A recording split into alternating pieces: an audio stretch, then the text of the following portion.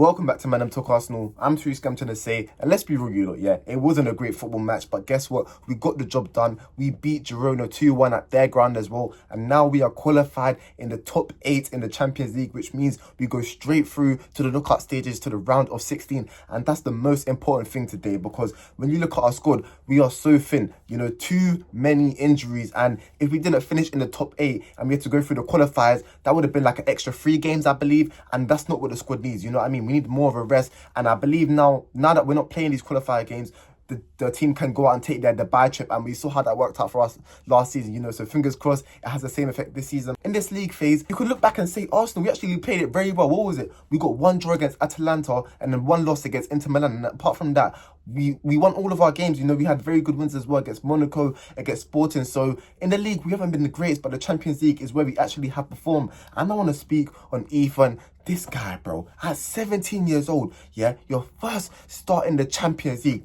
to score that goal. He's a generational talent, bro, and I can't believe we have such a player on our hands. And it's not only just one, it's 2. Miles Lewis-Skelly, he barely played today, yeah, but 1 was shining today, and that was Ethan Nwaneri, yeah, and we got to give him his props. That goal, it was just Saka-esque. The way he cut in, and, he glided past a couple of players and then just bedded it in that far corner. And you know what? It's looking like, not to say the Saka replacement, but he's reliable. When Saka's out, we can play him on that right-hand side, and, he's going to deliver. But I don't want to depend on a 17-year-old. But you know what? We look at him, now that he's starting, he's scoring goals. You have to question Arteta, because remember the time when Martin Odegaard was out from November? Remember when he was so reluctant to start Ethan, but he was starting Trossard in the cam role, and that didn't work out, Remember the games where we lose to Newcastle and we just couldn't create any chances? You have to look at that and say, Mikel Arteta, he was good enough to start in them games, and maybe if he did start in them games, maybe we're still in the title race, we're just 2 points off of Liverpool. But no, he wanted to be stubborn like he always is, man. But now he's shining. Now that Arteta is giving Ethan these starts, bro, he is flourishing in this team, bro, and he is so good. And for me, after that performance, you have to start him in this Manchester City game, bro. He's the only hope, because when you look at that attack, boy, bro, it was his goal and then the penalty Jorginho scored, you know what I mean? Sterling, he even missed the penalty. And you know what? I want to apologise to this fan base, because I was actually one of Sterling's biggest advocates when he came to this club on loan. I said, listen, we're getting an experienced player. If we give him a chance, if we give him a run of games, he will go on form, bro. You know what? I'm going to hold my hands up. I've been proven wrong, bro. This guy is absolutely dog at football. And you know what? Watching him take that penalty, it was sad, because you know how it was delaying even more and more, and Declan Rice got the yellow card. You could see the nerves was getting to him, bro. And I looked at him. When he was walking up, you see when he moved the penalty back, yeah?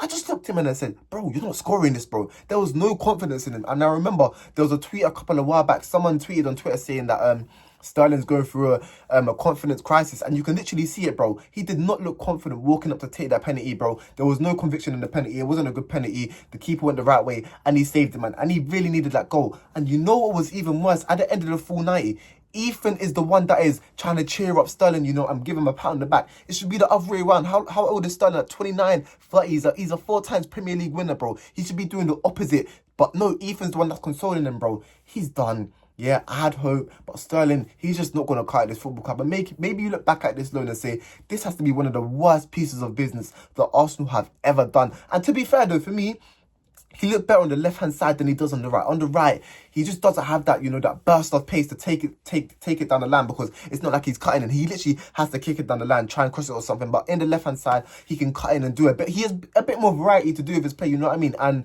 in the first half, I actually feel like he was a threat. But for me, after the penalty, his Arsenal career is done, bro. There's no coming back to us. He had the opportunity to score because he's good in the Carabao Cup for us, but he's not scored in either the Champions League or the Premier League. This was the time, to give him a chance, actually not cement his place in his Arsenal team, but give him a bit of hope and confidence. But yeah, after that penalty, confidence is done. I'll be so real. Thomas Partey, we cannot continue to play this by the right back, bro. And you know what? Listen, he's been very good this season. Yeah, for me, he's even been our best midfielder. But I'm looking at him and saying, maybe we don't even give him a contract extension, even with we've got Zubimendi coming in, you know what I mean? Maybe we say, Partey, you've been a good servant to us, it could have been a lot better if you could have stayed fit. This season, you have played very well, but we let you go, man, because we've seen what happened with Casemiro, bro. One season, he was very good for Man United, and then the next season was an absolute fall-off, bro. So for me, I wouldn't even give Thomas Partey a contract extension, because I'm not trying to see the same drop-off that happened with Casemiro. So listen, he's been a loyal servant, but today, that goal, bro, just playing everyone aside, it was poor. I'll be so honest, man. And Neto, I'm glad this is the first and last time we are ever going to see him in an Arsenal shirt, bro. And he's a numpty. He even tried to save the shot. If he saves it, that's a red card and then we're 10 men down, bro. I don't even know why. He's outside of the box, bro. Why are you actually trying to save the shot? Just let it go in, bro. So for our sake, it's actually good that they scored, because if he saves it, like I said, it's a red card and it's a whole different scenario, man. But get that joke, man, gone. Like, these 2 loans that we signed, I'm sorry, bro. What is this piece of business? It is absolutely terrible. But listen, what we saw today is we need to sign an attacker. Ollie Watkins, them rumours was coming out that we bidded 60 million for him, but it's looking like Duran's going to go to Saudi Arabia. So I don't think that's going to happen now, man. But if there is a chance to get Ollie Watkins, for me, that's a signing you must get. And I'm hearing people talk about his age. Aubameyang was 28 years old. Ian Wright was 29 years old when they both signed for us. Look at what both of them came and done for our club. You know what I mean? So it's not even an age thing for me, bro. Listen, he's a proven Premier League goal scorer. You get in him 60 million as well. That's a very, very good price. When we're looking at Sesko, a 21-year-old who isn't really much proven, for the same price. Ollie Watkins is a no-brainer, man. And them fans that are saying, oh, why are you doing this for 60 million? They're joke, man. They don't know what they're talking about. But listen, if there's a chance we get that deal done, we have to. Mateus Tell, he's available. He was even waving the goodbye to the Bayern Munich fans in literally the last game he just played for them in the Champions League, man. So listen, there is options out there. Arsenal, we must attack. We've got time.